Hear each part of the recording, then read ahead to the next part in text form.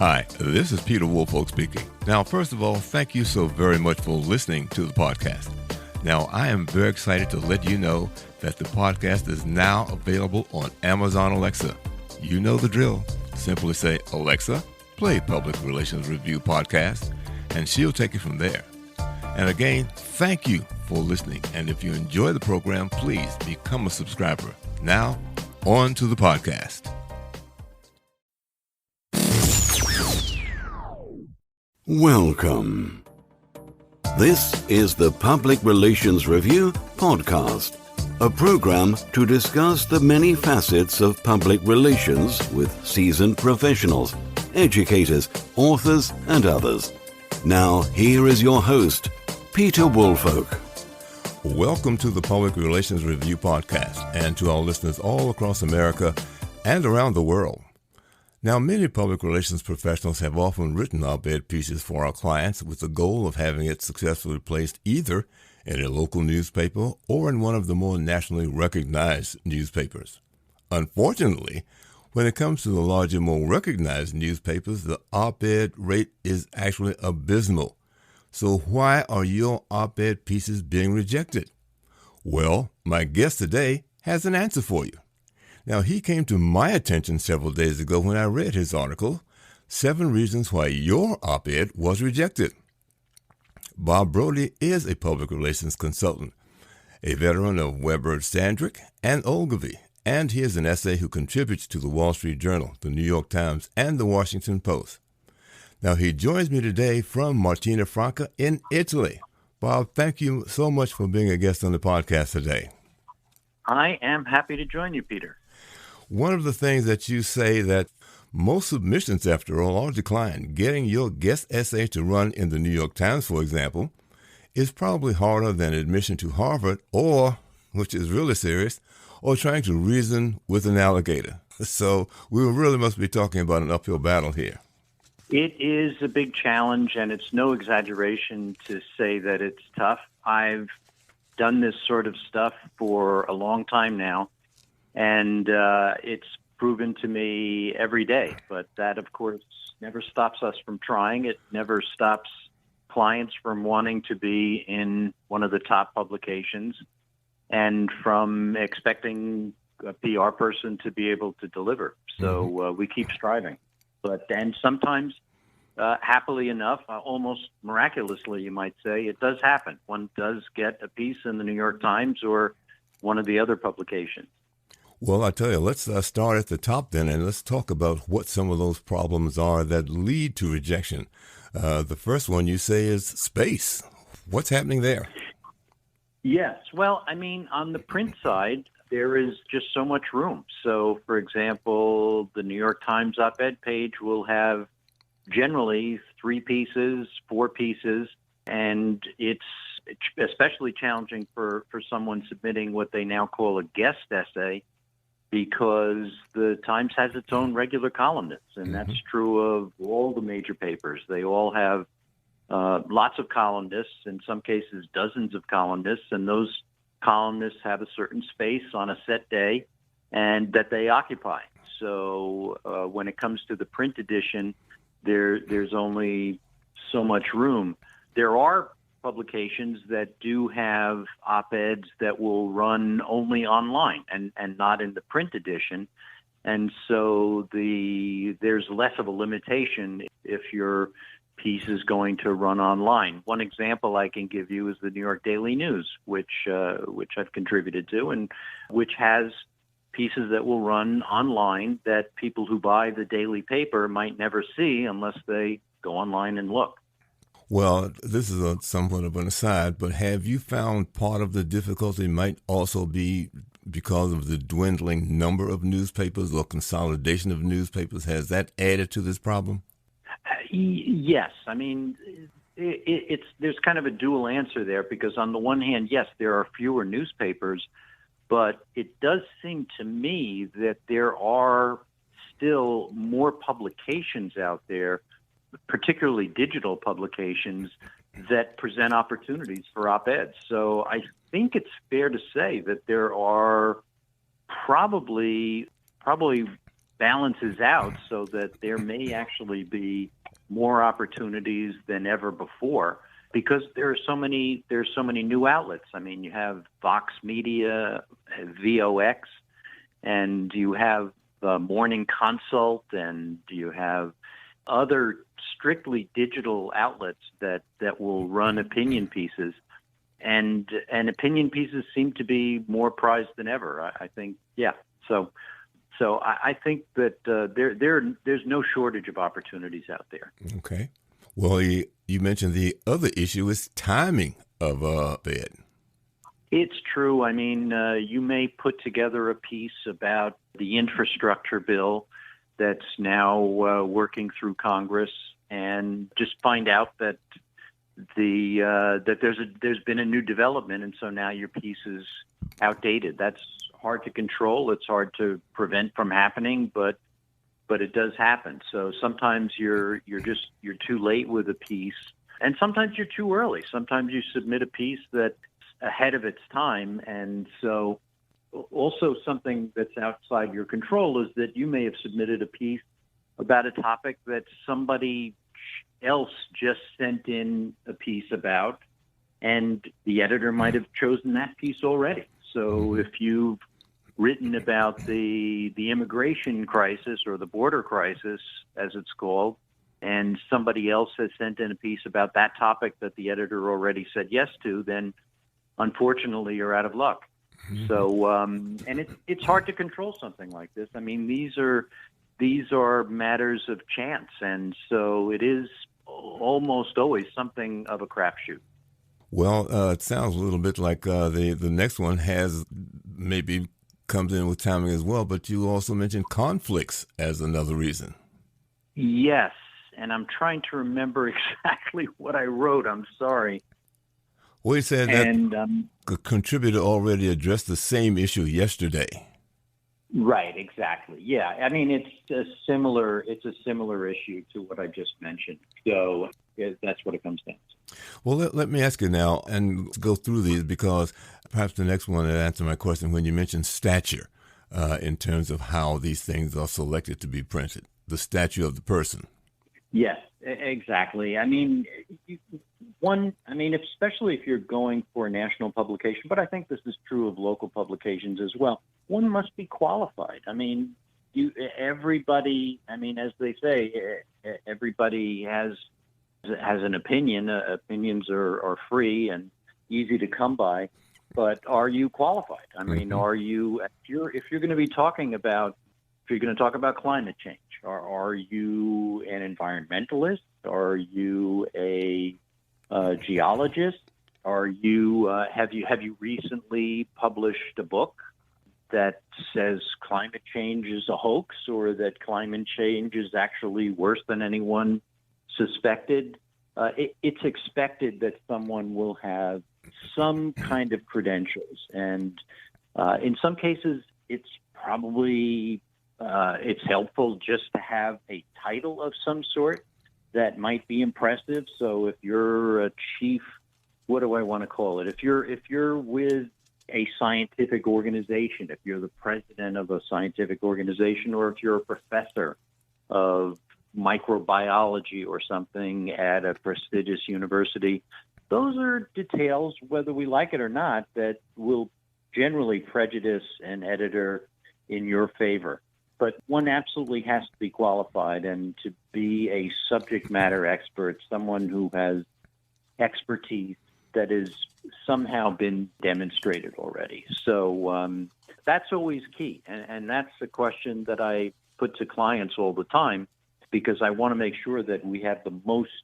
A client will say, we'd like to hold forth on issue A, B, or C, and I will say, and they will say, who do you think should write that? And so I may say it's the chief clinical officer, or it's somebody who's actually conducted a piece of research, or it's someone who's trying to pass a piece of legislation or a regulation of some kind. So qualifications count for a lot.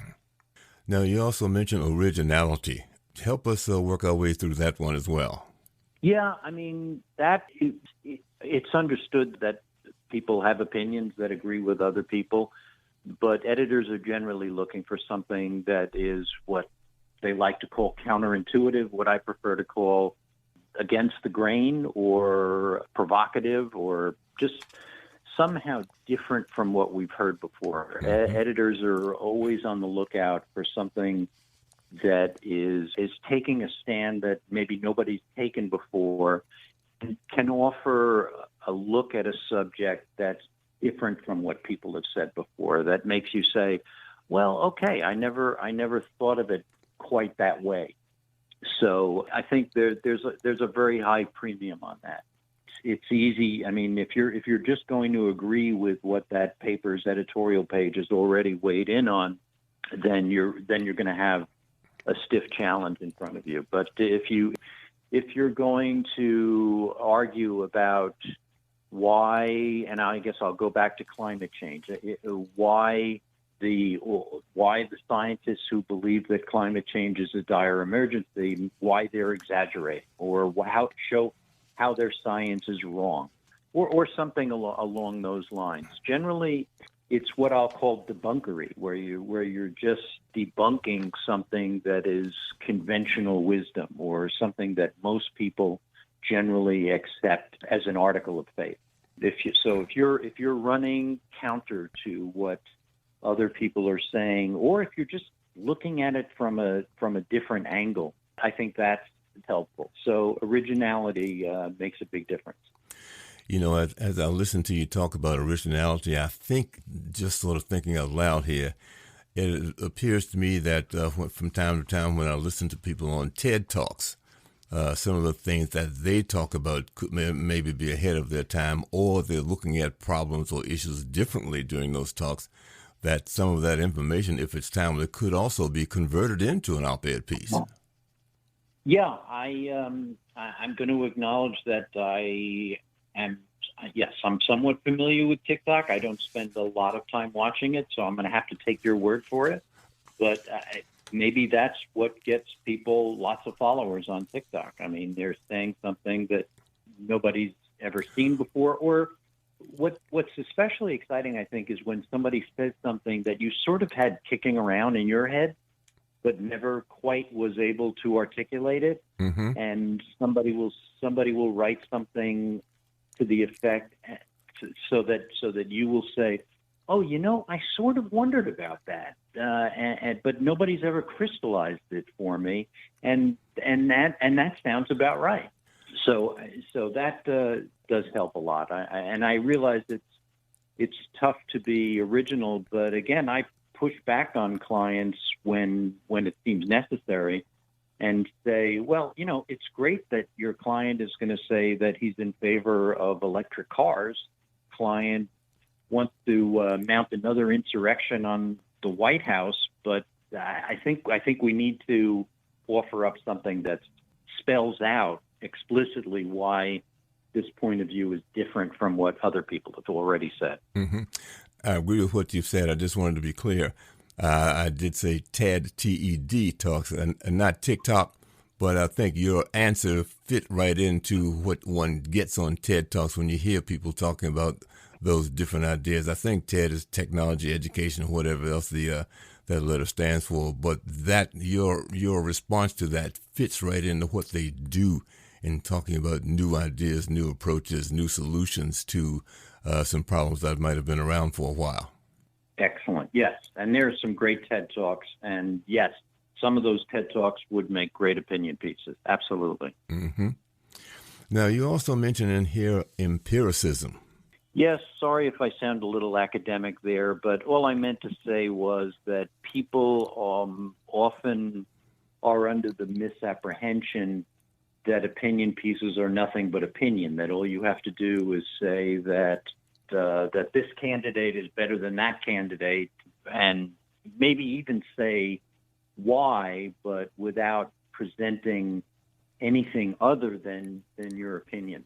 So if you're going to write something about why Amtrak needs to be scuttled or why Republicans are going in the wrong direction, you need to bring some facts to bear. So I'm very much of the belief that you can have an opinion on the op-ed pages if you have the facts.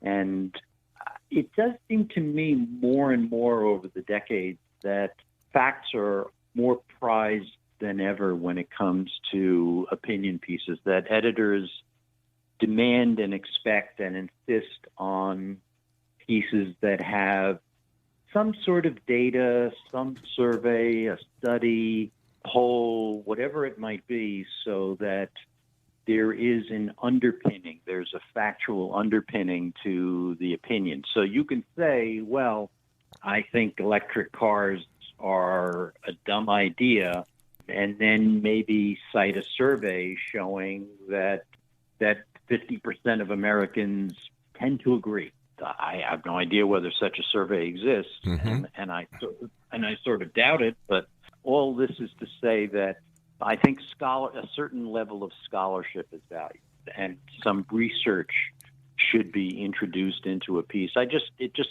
does seem to me years ago, as I recall, opinion pages often carried pieces from columnists, for example, that were basically lofty opinions that were based on impressions that they had and maybe on anecdotal evidence.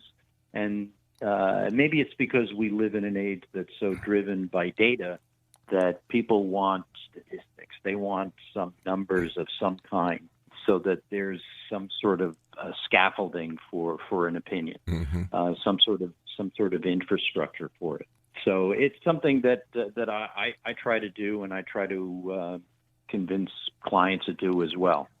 Well, I know one of the pieces that I was successful in placing in terms of an op-ed piece, I actually used some of the data that came from the Nielsen Group on incomes for certain income groups, education rates, and all of those sort of things. And because that data was in there to support the position of the clients, there was an accountants association that I did it for.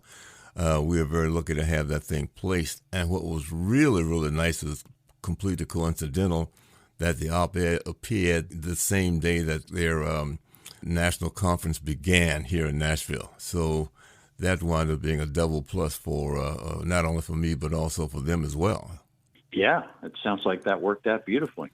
Well, one of the things that I heard you mention, and I think maybe we could give a wee bit of attention to, is determination of the person wanting or the client, let's say, that because you mentioned here that sometimes you might have to try more than one place. You know, if you try this newspaper or that newspaper and they don't take it, if you firmly believe in what you're saying and you have the data, so forth and so on, that perhaps you need to be persistent and try other places as well. Yeah, absolutely. I mean, if you're lucky, you get it the first time. You submit a piece to a place and the place says yes, but that happens less than one would like, and sometimes you just kind of have to make the rounds and submit to a second place and a third place. And clients in those cases just need to be patient.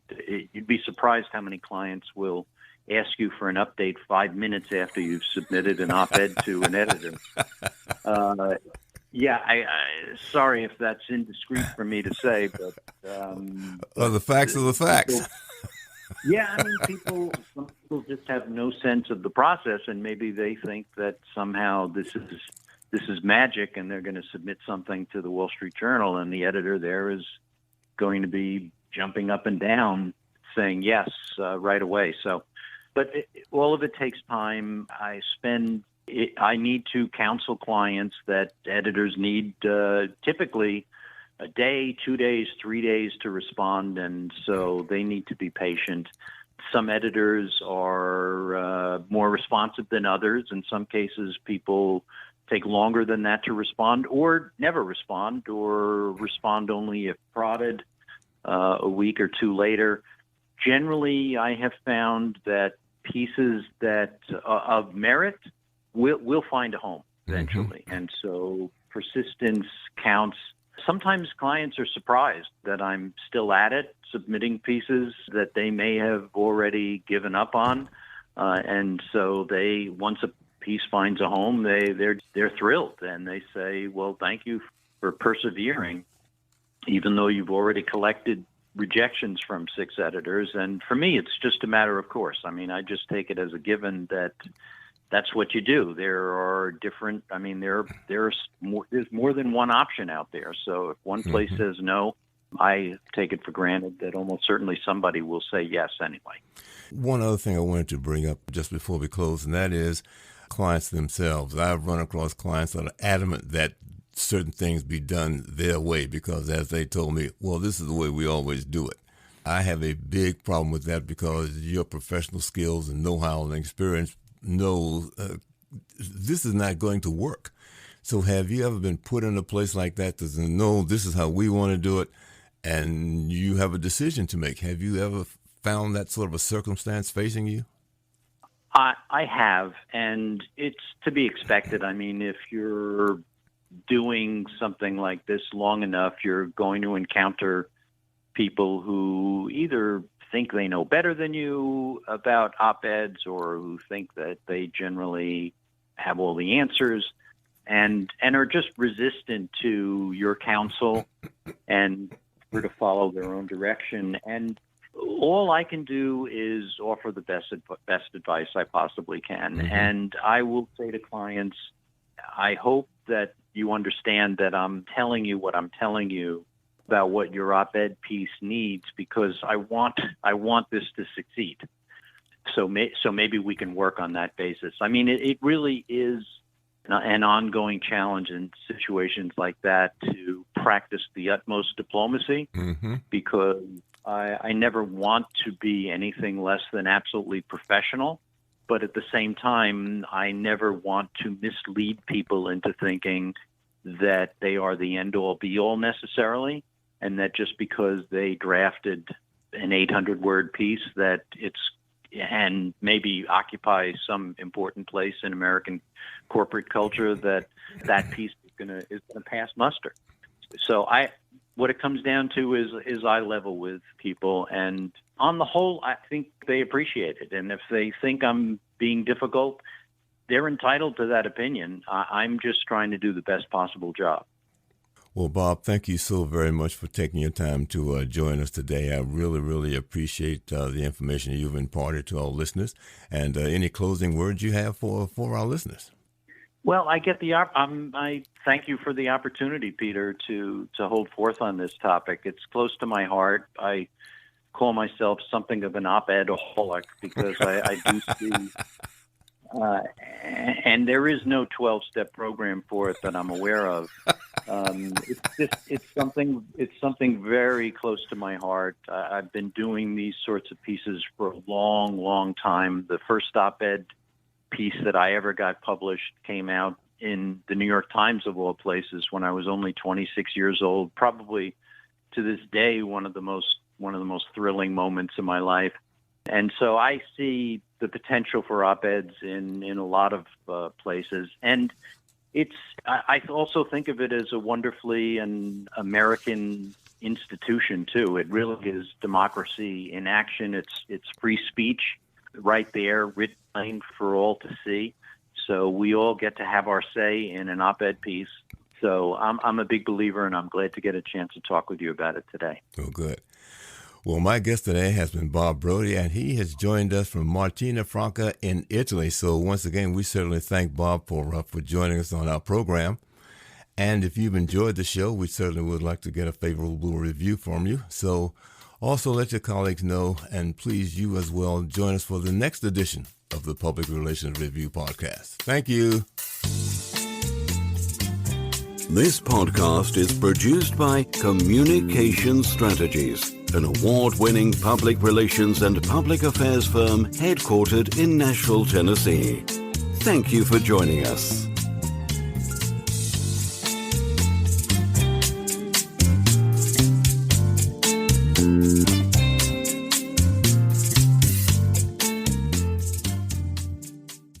Hello, this is Peter Woolfolk. First, let me say thank you so much for being a listener.